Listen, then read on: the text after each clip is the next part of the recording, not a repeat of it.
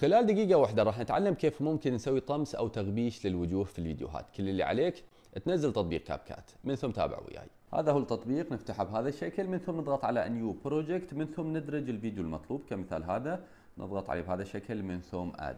الحين من خلال الادوات اللي موجودة عندنا في الاسفل نضغط على اداة افكتس، من ثم نضغط على ثاني خيار اللي هو بادي افكت بهذا الشكل.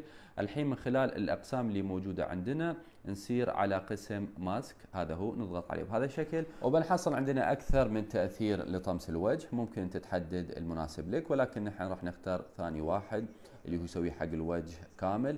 وايضا لو ضغطت على الاعدادات راح تحصل عندك اعدادات اضافيه من خلال السلايدر هذا، ممكن تتحكم بهذا الشكل في القوه وايضا في عدد البكسلز مثل ما هو واضح. تضبط الاعدادات من ثم تضغط على الصح. حاليا بتحصل عندك هذا اللير، حاول انك تمده لين نهايه الفيديو عشان يعطيك طمس للوجه للفيديو كامل او لجزئيه معينه انت تبغاها. بعدها عشان تحفظ الفيديو اضغط على سهم المشاركه وراح يتم حفظ الفيديو في الاستديو.